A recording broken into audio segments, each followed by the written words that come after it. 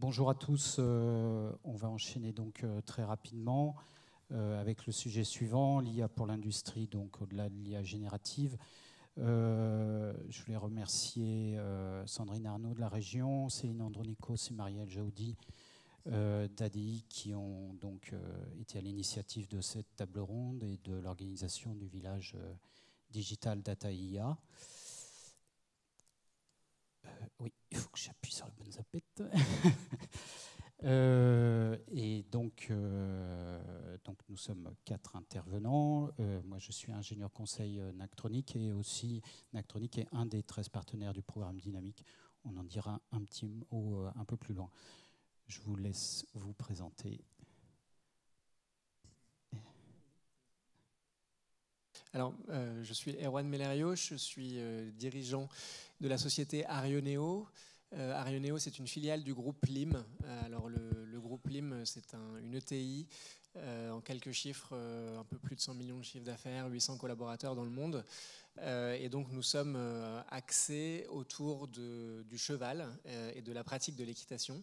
Avec trois piliers constructifs du groupe. Un pilier qui est dédié à la fabrication de selles d'équitation haut de gamme. C'est un pilier qui a été fondateur pour le groupe, avec les marques notamment Buté, Devoucoux, CWD, qui sont des marques très reconnues dans le milieu du cheval.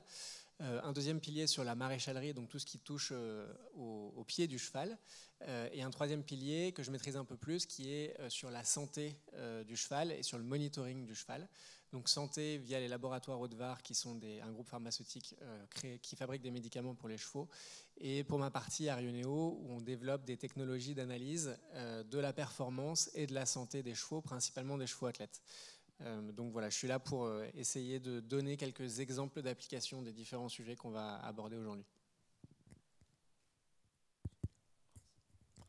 Bonjour à toutes et à tous. Donc, je suis Naïm Samet, je suis ingénieur CND, donc CND comme contrôle non destructif. Et ça fait une dizaine d'années que je travaille sur des sujets liés à l'IA. Donc en fait, l'objectif, c'est comment améliorer nos contrôles grâce à l'IA. Et je viens du CETIM. CETIM, c'est Centre technique des industries mécaniques. Et le rôle du CETIM, c'est accompagner les industriels vers l'industrie 4.0 et également améliorer la performance industrielle des PME. Et donc aujourd'hui, je vais vous parler principalement de mon retour d'expérience sur la partie accompagnement des PME sur tout ce qui est projet de digitalisation et notamment des projets de mise en place de premiers projets d'IA.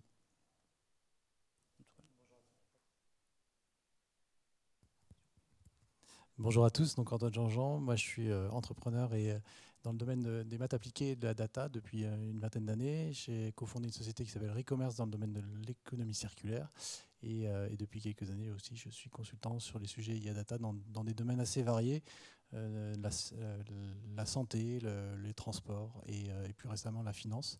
Et donc je viendrai essayer de donner quelques exemples autour de ces retours d'expérience. Et puis je suis membre du conseil d'administration du Pôle Hunter dont on vient de parler sur le numérique responsable. Merci à tous les trois. En fait, comme support en fait, à cette table ronde, on a choisi de s'appuyer sur une illustration que j'ai récupérée de Dynamique.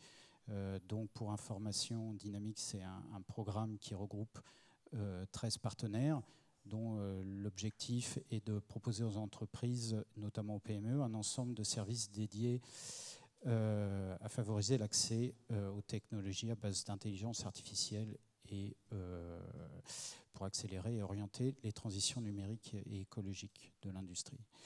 Alors, on ne va pas faire un inventaire catalogue de tous ces usages. En fait, on a fait 3 groupes et nos intervenants ils vont pouvoir illustrer en fait à partir de ces 3 groupes. Alors, les 3 groupes, c'est tout ce qui est lié à la production. Donc, c'est le premier groupe que vous voyez. Il y a tout ce qui est personnalisation et innovation des produits et service client et support. Donc on va commencer par le premier sujet qui est toutes les activités liées à la production. Et Naïm, on te laisse la parole. Oui. Alors je vais commencer par un sujet qui revient assez souvent au CETIM. Donc au CETIM, on accompagne, comme je viens de le dire, les industriels, surtout les PME, à mettre en place des outils pour digitaliser, pour améliorer leur contrôle principalement. Et souvent, ce qui revient, c'est la mise en place d'une caméra pour contrôler simplement la production. Donc on a des défauts de surface sur nos pièces et on aimerait bien mettre une caméra qui permet de détecter ces défauts. Alors, nous, ce qu'on propose principalement, c'est une caméra avec de l'IA. Mais la question qui revient tout le temps, qu'est-ce qui a changé aujourd'hui? Pourquoi vous voulez nous parler d'IA avec une caméra alors que ça existe depuis plus de 20 ans? Pourquoi vous nous parlez aujourd'hui que de ça?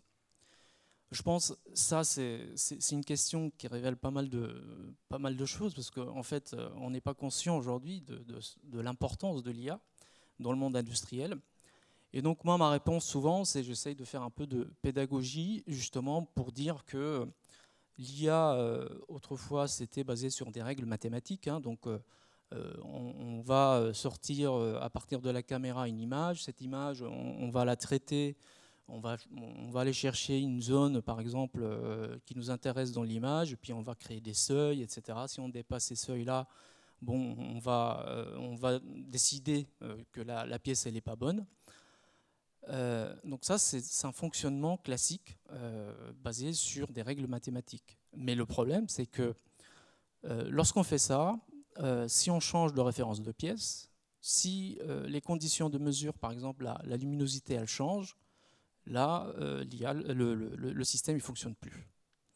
Et c'est ça, en fait, qu'il faut comprendre, c'est que avec l'IA aujourd'hui, on a une autre façon de faire qui est plus robuste, plus flexible, parce que ça permet, à partir d'un apprentissage, donc pour faire de l'IA, il faut de l'apprentissage, il faut une base de données, et à partir de cette base de données, on va faire un apprentissage, on va créer un réseau, un modèle qui sera capable ensuite de détecter des défauts d'une manière plus flexible. Ça veut dire quoi? Ça veut dire, en fait, si les conditions de mesure vont changer, si la référence même de la pièce change, puisque l'IA a appris le défaut lui-même, donc là, on sera capable de s'adapter. Donc, bien sûr, je ne suis pas en train de dire que ça va s'adapter à tous les cas, ça va généraliser sur tous les cas, mais en tout cas, au moins, on arrive à être beaucoup plus performant qu'un système classique. Voilà ce que je voulais dire par rapport à ce cas d'application. Florian. Antoine? Je compléterai tout à fait, en tout cas, je suis tout à fait en phase avec ce que dit Naïm. Et je dirais que ça fait 20 ans qu'on fait déjà des maths appliquées, de l'optimisation combinatoire et de la simulation numérique. Ce qui change aujourd'hui, c'est le volume de données qui sont activables et directement disponibles. Donc ça rend les capacités des outils beaucoup plus flexibles, et ça permet aussi de mettre des outils d'aide à la décision directement dans les mains des opérationnels de manière beaucoup plus simple. Avant, il fallait déployer un logiciel, avoir une usine de déploiement, etc., avoir des contrôles de sécurité. Aujourd'hui, grâce au cloud et grâce à tout ce qui arrive aussi avec l'IA agentique et les protocoles d'échange entre les systèmes qui peuvent être un écosystème de partenaires et éventuellement pas que sa simple société, ça ouvre un champ des possibles qui est assez fabuleux et qui est assez excitant aussi pour pas mal d'acteurs. Merci. Il y a un autre sujet, oui. Naïm? Un deuxième cas également qui est très récurrent lorsqu'on accompagne les industriels, c'est souvent c'est les industriels, les PME mécaniciennes, donc qui produisent principalement des pièces mécaniques. Et puis l'idée principale souvent c'est, j'ai entendu parler de l'IA, est-ce qu'aujourd'hui, si je suis quelques indicateurs sur ma ligne de production, ma machine, est-ce que je serai capable de prédire la qualité de mes pièces? Donc ça, c'est un sujet qui revient vraiment souvent. Et en fait, effectivement, aujourd'hui, c'est possible. Donc si je prends cet exemple-là, donc, qui ressemble beaucoup à un cas que j'ai traité récemment, c'est un industriel qui découpe des pièces mécaniques, de l'acier, pour créer des pièces pour l'automobile. Et en fait, il voulait savoir, est-ce qu'en suivant, par exemple, la vibration, la température, les courants des moteurs, etc., est-ce que je suis capable ensuite de prédire la qualité de mes pièces? Et donc effectivement, lorsqu'il est venu, il est venu avec cette idée-là, mais on s'est rendu compte que, en fait, il ne sait pas du tout comment aborder le sujet. Lorsqu'on lui pose la question, comment vous voulez procéder, il est complètement perdu. Et du coup, la première chose qu'on avait faite, c'est on lui a proposé une formation. Donc tout d'abord, formez-vous d'abord, on va parler le même langage, on va essayer de se comprendre d'abord, et ensuite, on va essayer une fois on arrive à se parler, on va essayer de construire ce projet ensemble. Donc, une fois on a eu ça, on a commencé à réfléchir ensemble, et du coup, là, il est parti sur un autre projet, complètement différent. Parce qu'ils ont compris qu'il n'y a pas que l'idée, il y a également des contraintes qui sont très fortes. Donc, si on n'a pas, par exemple, une stratégie de gestion ou de collecte de données, si on n'a pas une stratégie de stockage de données, si on n'a pas une stratégie ensuite pour mettre en place un projet d'IA, si on n'a pas l'expert qui va bien pour mettre en place justement ce projet d'IA, ça sera vraiment très très difficile d'aboutir à ce projet-là. Donc voilà, c'est ce que je voulais dire par rapport à ce sujet. Merci Naïm. Chez Lim Group aussi, vous avez optimisé la production. Alors, en effet, donc ça c'est un projet côté cuir, donc côté fabrication des selles. Pour le coup, j'étais censé faire un retour d'expérience. Le projet est tout juste naissant, donc l'expérience sera assez limitée. Mais en tout cas, ça reste un exemple. Donc, simplement pour vous expliquer, donc on produit nos pots dans des tanneries qui sont intégrées dans le groupe. Donc les pots qui viennent directement de l'agriculture, de l'élevage, et qu'on tanne pour ensuite faire des pots en cuir. Et dans ces pots en cuir, on vient découper à la découpe laser toutes les différentes parties qui sont faites pour assembler les selles d'équitation. Pour ceci, on a aujourd'hui un opérateur qui vient regarder la peau, scanner la peau, détecter les petites impuretés, les petits défauts, pour surtout ne pas faire les pièces dans cette partie-là. Et ensuite, l'opérateur va venir positionner, grâce à un projecteur sur la peau, les différentes pièces. Donc ça, c'est la manière dont ça se fait aujourd'hui.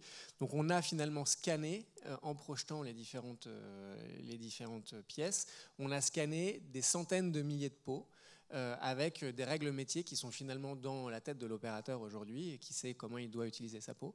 L'objectif, c'est de réutiliser l'ensemble de ces informations métiers, en fait, qui sont comprises dans ces scans, pour qu'on puisse, via une IA, pouvoir simplement scanner la peau, détecter automatiquement les différentes parties sur lesquelles on peut positionner nos articles, et ensuite du coup venir automatiquement découper cette peau.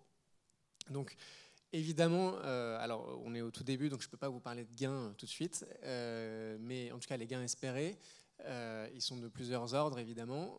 Le premier, c'est la réduction du taux de chute, puisqu'on va venir optimiser au maximum l'ensemble de la position de nos différentes pièces dans la peau. Et donc une réduction de taux de chute dit une diminution des coûts de revient de matières premières, donc une augmentation de la rentabilité.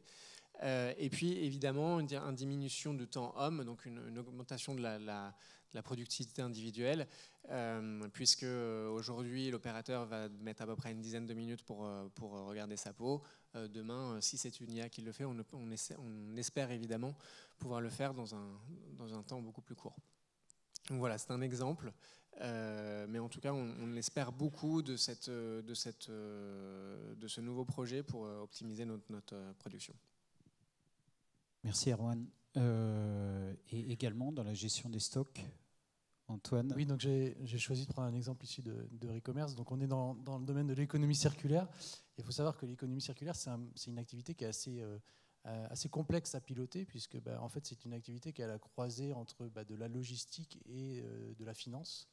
Donc il y a des stocks à gérer qui sont réels et qui sont en logistique inversée, puisqu'il faut faire revenir des produits qui ont été rachetés dans des points de vente, par exemple. Donc dans le cas de dans cet exemple-là, c'est des téléphones portables qui sont rachetés dans des boutiques ou sur des sites web, qui reviennent dans des centres logistiques dans lesquels on doit prendre une décision. Est-ce qu'on répare? Est-ce qu'on reteste? On diagnostique? Est-ce qu'on envoie au recyclage? Et ensuite, qui doivent être revendus sur différents canaux, sur des sites web que vous connaissez certains, dont vous connaissez certains noms, ou sur des canaux boutiques ou sur du retail. Donc il y a en permanence des décisions à prendre tout au long de la chaîne. Et chez e-commerce, en fait, la stratégie, ça a été d'en faire un système d'information avec des moteurs de règles, avec des décisions qui sont prises sur un critère qui est la marge, en fait. Et donc, en tout instant, on va décider du positionnement des prix, de chaque décision de est-ce que je répare, est-ce que je vends comme ça, est-ce que je réinvestis sur ce produit, ou alors est-ce que finalement je le revends dans un état qui est un petit peu plus dégradé, mais parce qu'il y a des gens qui ne veulent pas un état comme neuf. Et ensuite, je fais un choix de canal de revente en fonction de la marge. Et donc ces moteurs d'aide à la décision, ils sont issus de projets. Donc ça s'est répété un petit peu dans les 3 exemples qu'on a vus, dans lesquels il faut d'abord gérer ce qu'on appelle une chaîne de données. C'est-à-dire qu'on va capter la donnée dans le monde réel, on va la faire passer dans ce jumeau numérique de l'activité via des capteurs, via des capteurs qui sont à différents endroits de la chaîne logistique. Puis ensuite, on va la structurer, la certifier pour pouvoir la remettre dans les mains des opérationnels via des outils d'aide à la décision, qui sont des outils dans lesquels ils doivent avoir confiance. Parce que sinon, qu'est-ce qu'ils vont faire? Ils vont refaire leurs Excel à eux, et ils vont dire oui, le système il est bien, mais moi je sais mieux que le système. Et donc pour gagner cette confiance finalement des utilisateurs et pour qu'ils se servent de alors ce qu'on appelle maintenant l'IA, mais avant de ces moteurs de règles finalement, eh bien ça passe par le fait d'avoir des outils qui soient pertinents et qui prennent les meilleures décisions qu'un humain qui n'est pas augmenté par ses capacités supplémentaires. Donc aujourd'hui, ce e-commerce a intégré la galaxie Mullier, et donc ce moteur d'aide à la décision et ce système d'information, il est utilisé maintenant pour racheter des perceuses chez Leroy Merlin ou d'autres appareils chez Boulanger, des machines à laver, etc. Puisqu'en fait, l'outil d'aide à la décision a prouvé son modèle sur ce cas d'école des smartphones. Voilà. Ok, merci. Donc on comprend bien sur ces différentes applications l'importance de l'acquisition de la donnée, l'effort d'acculturation, comme tu l'as dit Naïm, et également les efforts stratégiques d'organisation dans l'entreprise, et il y a aussi les sujets de souveraineté des données acquises et donc de cybersécurité. Est-ce que vous voulez dire quelques mots supplémentaires? Je peux commencer. Moi, ce que j'ai entendu souvent, les industriels, lorsqu'on parle par exemple de projets d'intelligence artificielle, notamment avec l'IA générative, c'est qu'on ne veut pas entendre parler du cloud. Les industriels aujourd'hui ne sont pas prêts à mettre leurs données sur un cloud où on ne sait pas les données, ça part où.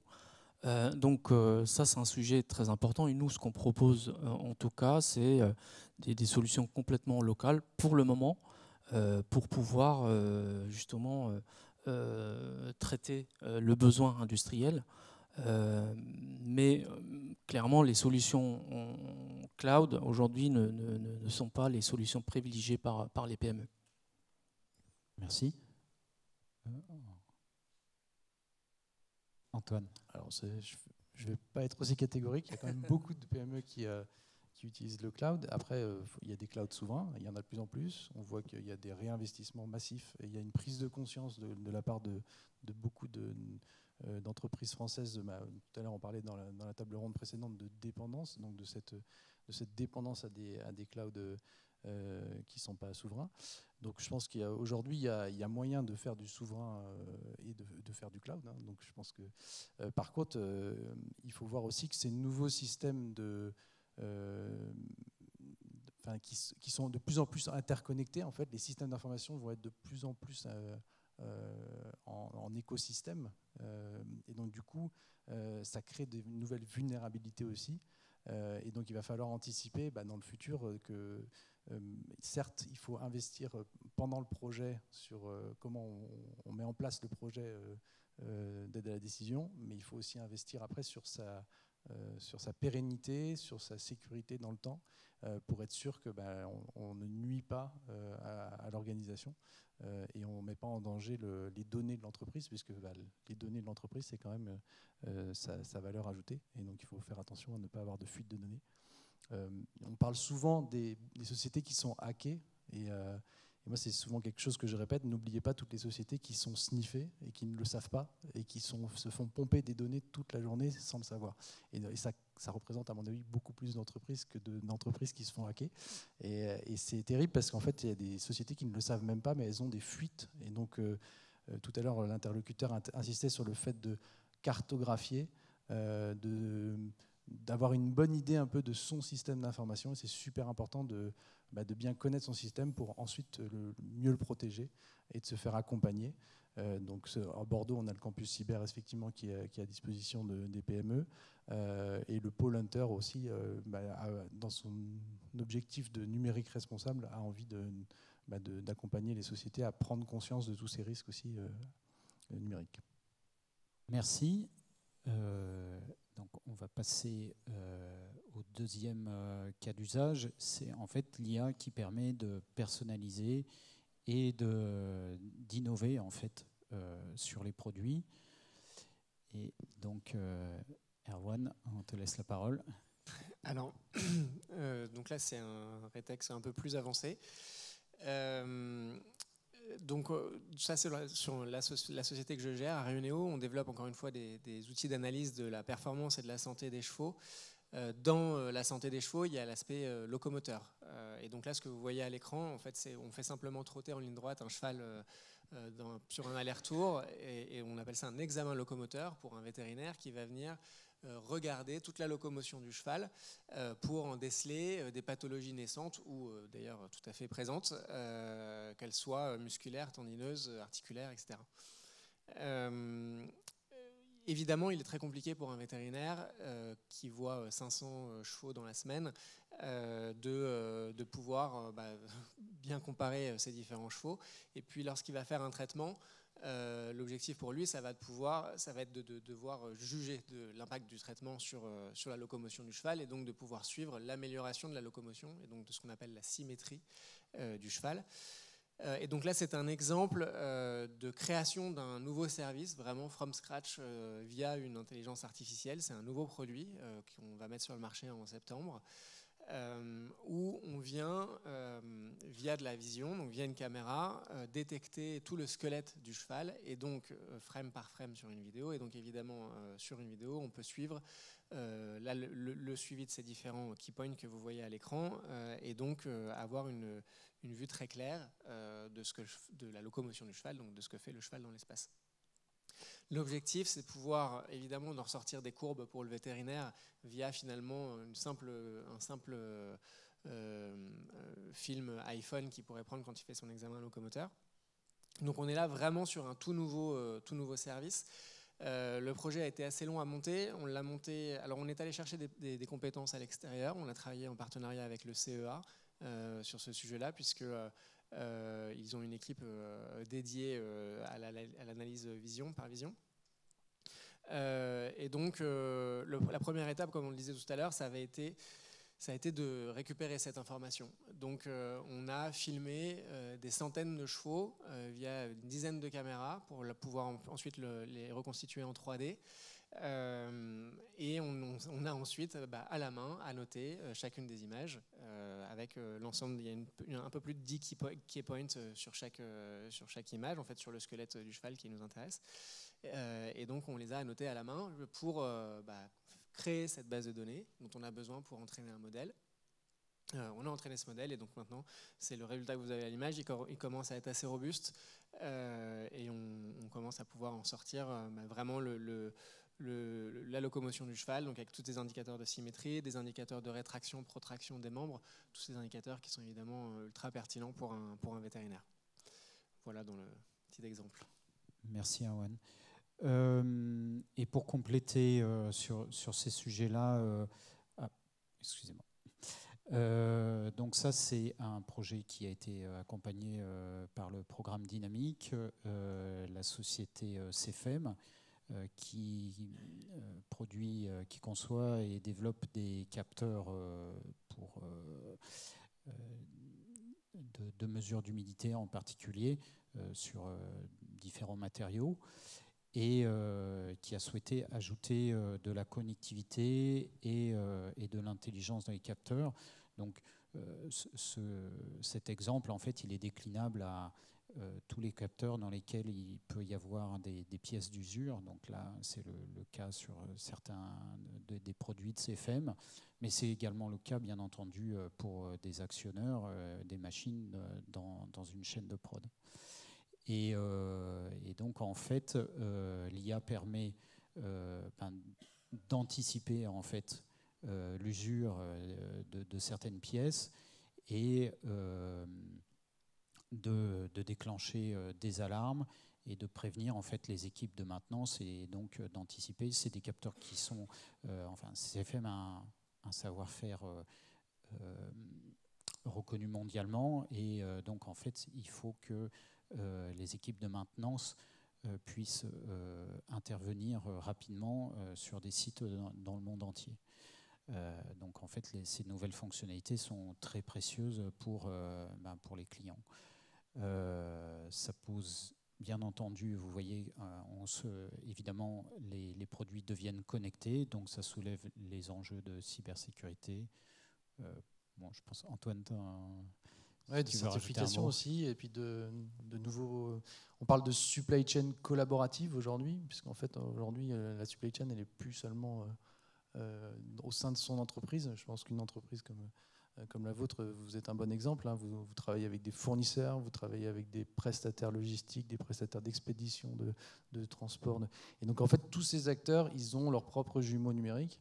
Et donc, il faut les interconnecter, ces jumeaux numériques. Il y en a qui sont à l'étranger, donc il y a des protocoles et des normes à mettre en place, et puis des protocoles de sécurité qu'il va falloir adapter dans le futur. Donc j'ai envie de dire, il y a une feuille de route à écrire sur tous ces sujets-là. Plus finalement les utilisateurs vont être appétents à se servir d'outils d'aide à la décision en temps réel, plus ça veut dire que les systèmes d'information qui sont sous-jacents vont devoir s'adapter aussi à ces nouvelles contraintes. Et c'est plutôt, ce qui est plutôt excitant en ce moment, c'est que les utilisateurs, ils ont compris, en fait. Ils ont compris tout ce que ça pouvait leur apporter dans leur quotidien. Je pense qu'aujourd'hui, l'intérêt, et j'avais un slide que j'avais montré à une conférence, c'était merci ChatGPT, c'est que ça a permis finalement d'expliquer l'IA à tout le monde et d'expliquer le potentiel de l'IA, et ensuite de mettre ça dans l'industrie, de mettre ça dans les services. Mais c'est vrai que si le soir vous êtes sur votre smartphone à vous servir de super interfaces pour faire votre vie de tous les jours, puis que vous arrivez dans votre boîte et que vous êtes encore avec un vieil Excel tout pourri à faire votre activité, vous ne comprenez pas comment ça se fait que votre entreprise ne s'est pas adaptée à ce nouveau monde, quoi. Et donc vous devenez exigeant, et cette exigence, elle pousse toute l'entreprise vers du mieux. Et voire même elle pousse tout l'écosystème de l'entreprise vers du mieux, et donc c'est une saine pression, j'ai envie de dire. Merci. Donc on va passer au dernier cas d'usage que l'on a retenu, c'est tout ce qui est service client et support, et donc on commence par le CETIM. Ouais, merci. Alors je vais vous parler de ce cas d'application qui est assez original, parce qu'en fait c'est une entreprise, c'est une PME alsacienne qui est confrontée à un problème de recrutement, comme la plupart des PME industrielles en France. Et en fait c'est une entreprise qui fabrique des machines textiles, et donc le métier, malheureusement, il n'attire pas beaucoup les jeunes. Et en fait, il y a 3 personnes qui sont très expertes de l'entreprise qui partaient à la retraite. Et le patron, il commençait un peu à s'inquiéter à tout le savoir-faire qui n'est pas justement, comment dire, capitalisé dans l'entreprise.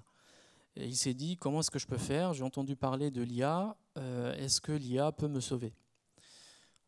Bon voilà, ça c'est la vision qu'on a de l'IA. Souvent on pense que c'est un peu magique et elle va pouvoir résoudre tous les problèmes. Bref, donc il est venu nous voir au CETIM. Tout d'abord, on a commencé par la petite formation qui va bien. Donc s'acculturer d'abord pour qu'on puisse comprendre ce que c'est l'IA, qu'est-ce qu'on peut faire avec, c'est quoi les avantages, c'est quoi les inconvénients, c'est quoi les limites de l'IA. Et donc ensuite, on a fait une session de réflexion ensemble et du coup, il nous a parlé d'une base de données qui est assez importante. Et cette base de données, c'est une base de données d'échange de mails et des voice de WhatsApp de ses collaborateurs avec les différents clients.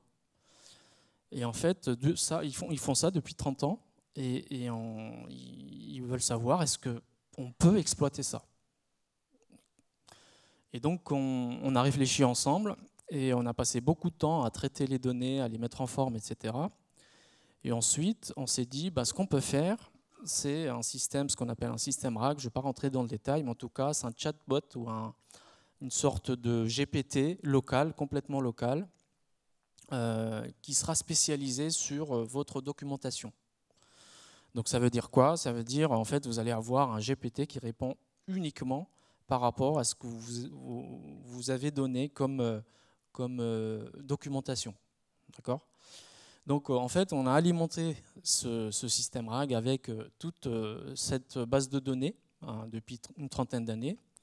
Et puis aujourd'hui, en fait, ça permet à cette entreprise, je ne dirais pas que de remplacer les experts, c'est impossible, mais en tout cas de soulager les experts pour répondre à des questions qui sont un peu expertes, mais ce n'est pas forcément les questions les plus difficiles à répondre.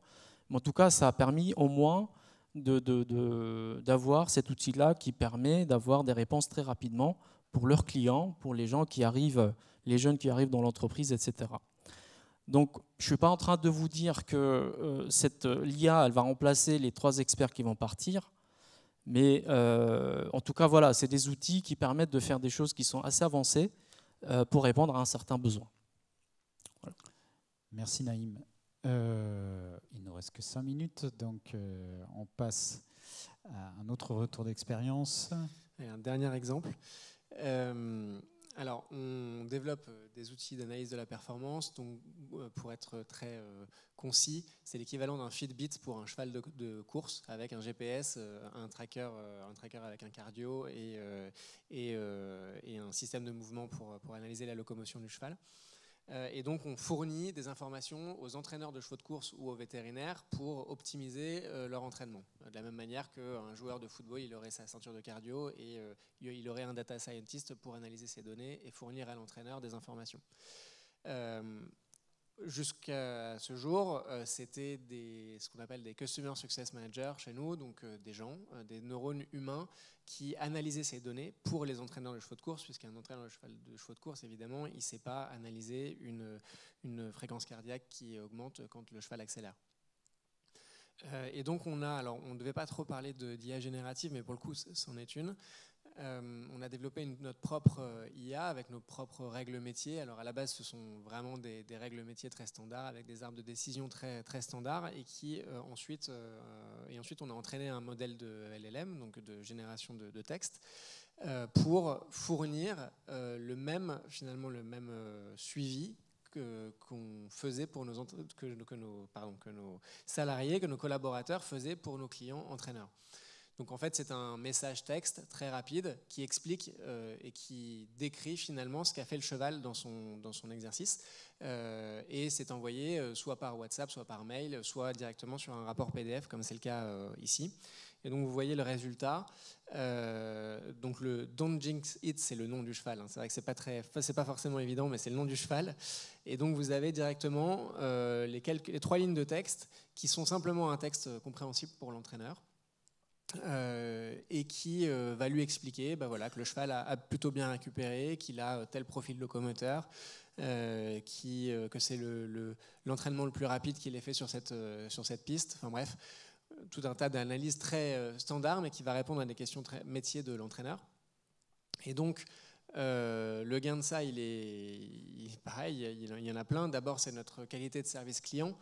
En fait, quand on fait une analyse comme ça pour un client, pour un entraînement, on appelle ça un data coaching. On était plutôt autour de 50% de data coaching chez nous avant, c'est-à-dire qu'on arrivait à suivre à peu près 50% des entraînements qui étaient réalisés par nos clients.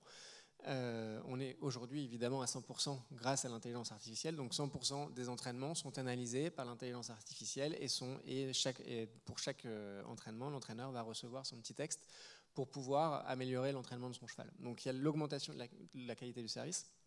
Et puis évidemment, encore une fois, la productivité individuelle. On était à peu près avant à une personne pour 50 clients, pour suivre 50 clients. On est déjà aujourd'hui à une personne pour 300 clients et je pense qu'on va pouvoir aller encore un peu plus loin. Donc évidemment, le gain en ressources humaines est hyper important, malgré tout le coût que ça a engendré et l'investissement que ça a engendré de développer ce système-là. Voilà. Merci Erwan. Et donc ce type de projet, on peut le décliner sur évidemment plein d'autres applications. Donc moi je peux citer un exemple avec des données environnementales qui sont, alors c'est un projet qui pour l'instant est confidentiel, donc je ne vous citerai pas le nom de l'entreprise, mais donc de la même façon, une entreprise qui collecte beaucoup de données environnementales qui sont pour l'instant analysées par un expert qui a un expert humain, mais dans 80% des cas, en fait, les jeux de données peuvent être, l'interprétation peut être automatisée. Donc il y a une démarche similaire en fait de synthèse en fait des données pour automatiser en fait l'analyse des collectes de données. Voilà, on n'a plus beaucoup de temps, ils vont bientôt éteindre les lumières. Donc, un petit mot chacun rapidement. Peut-être vous me permettez de commencer, je n'ai pas dit grand-chose. Donc, j'ai oublié de mettre le logo dynamique, mais voilà, donc moi j'ai vu pas mal passer de projets dans le cadre du programme dynamique. Je dirais le message à partager, c'est que on n'est jamais dans des petits projets, donc il ne faut pas sous-estimer les ressources. Je pense que les intervenants ont déjà bien insisté là-dessus. Voilà, les ressources, elles sont humaines, elles demandent en général de la montée en compétences, elles sont techniques et elles sont aussi financières. Donc voilà, c'est des projets qui demandent voilà, de se préparer à l'avance. Moi, un petit mot de la fin, je dirais que sous-estimez pas les capacités, en tout cas, et ne pensez pas que vous ne pouvez pas faire des choses chez vous. Et je pense qu'il faut se lancer, il faut faire des essais. Et je pense que les exemples qu'on a essayé de vous montrer, ils sont aussi là pour vous montrer qu'il y a un vrai changement qui est en marche, qui n'est pas... je pense qu'en industrie, on est habitué à avoir une notion de ROI, une notion d'efficacité. Et je pense qu'aujourd'hui, on a les moyens de faire de l'IA efficace et de l'aide à la décision efficace.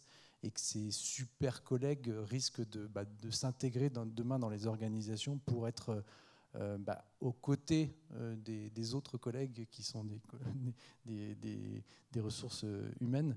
Mais je pense qu'on va devoir avoir un écosystème demain qui apprendront ces ressources à collaborer. Merci. Alors, si j'ai un conseil à donner, je dirais que formez-vous. C'est vraiment ça. Pour commencer un projet d'IA aujourd'hui, on n'a pas le choix. Moi, je pense que la première étape, c'est vraiment se former. Formez-vous, formez vos collaborateurs et ayez une stratégie de collecte de données, parce que c'est ça le nerf de la guerre. C'est si vous voulez faire des projets d'IA, il faut de la donnée. Donc voilà ce que j'ai à dire pour le mot de la fin. Merci. Et en 2 secondes, on n'a pas trop parlé de la manière dont on s'y était pris d'un point de vue structuration des équipes. et surtout où est-ce qu'on était allé se renseigner pour monter ces différents projets. Bon, chez nous, après, je ne sais pas si c'est comme ça partout, mais chez nous, c'est surtout évidemment un conglomérat entre les équipes IT sur toute la partie serveur, on a parlé de la sécurisation des données, de la structuration des bases de données, etc. Et ensuite nos data scientists qui aujourd'hui sont devenus en fait nos monsieur IA, à chaque fois qu'il y a un projet IA, ce sont nos data scientists qui gèrent ça. Mais comme je disais, on est aussi allé chercher des compétences à l'extérieur. Donc nous, il y a eu le CEA, mais on a la chance, effectivement, il y a le réseau Dynamique avec qui on a eu quelques échanges au tout début de nos projets. Et puis on a la chance d'être en région Aquitaine. Donc nous, la région nous a beaucoup aidé aussi. Merci la région. Donc voilà, en tout cas, s'il y a des entrepreneurs qui cherchent à se structurer sur des projets d'IA, voici les différents interlocuteurs. En tout cas, on a la chance d'en avoir beaucoup. Oui. Merci à tous. Et peut-être dans la continuité de ce qu'a dit Naïm sur la formation, donc effectivement, les différentes structures de la région contribuent à la montée en compétences. Donc là, vous avez sur cette dernière page les prochains événements organisés par le Pôle Enter. Donc c'est demain. Tout à fait, demain, un webinaire sur l'algorithmie et la donnée à 13h. Ouais. Voilà, les prochains événements dynamiques, donc vous avez une rubrique agenda où vous avez les prochains.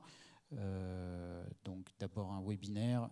Vous pouvez également reconsulter, il y en a qui sont très accessibles pour les néophytes. Vous avez tout l'historique, il y en a au moins une vingtaine, je crois, maintenant. Et puis un atelier, donc là c'est toute la journée, le 27 mai. Donc là c'est une formation en fait. Et puis également, je prêche un peu pour ma paroisse, vous avez le catalogue formation avec tout ce qui est IA, machine learning, deep learning de Captronic que vous pouvez consulter sur le site captronic.fr. Voilà, merci à tous pour votre attention. Et si vous avez des questions, je ne sais pas s'il ne coupe pas le micro, Jean-Baptiste. J'arrive.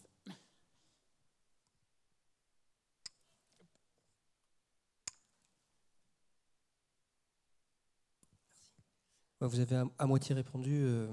Dans les exemples que vous donnez, les entreprises ont de la donnée ou n'ont pas forcément conscience qu'il faut de la donnée pour utiliser l'intelligence artificielle. Ils viennent vers vous en disant où est-ce qu'on peut mettre de l'IA, et soit vous allez chercher de la donnée, soit ils l'ont pas, qui est différent de l'IA générative.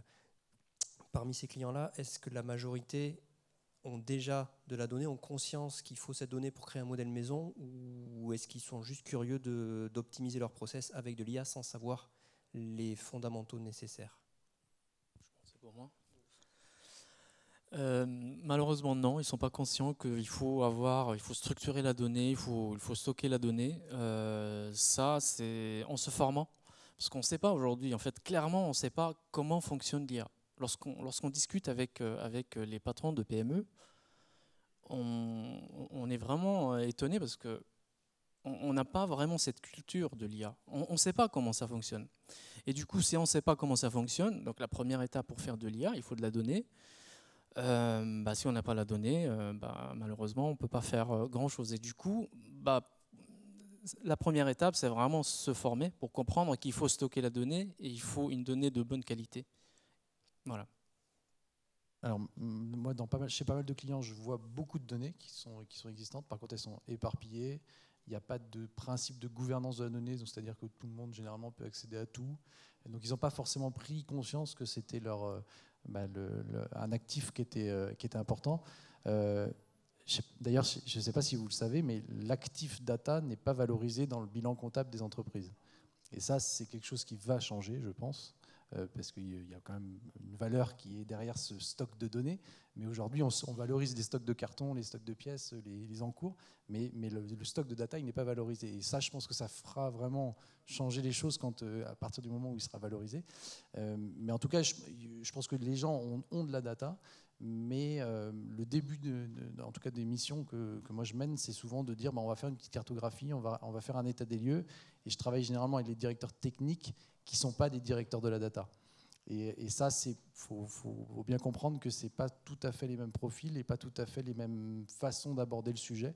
Et donc, c'est intéressant de voir que dans pas mal d'organisations, ils ont mis un chef de la data ou un responsable de la data à côté du directeur technique, qui a un rôle un peu plus transverse que le directeur technique.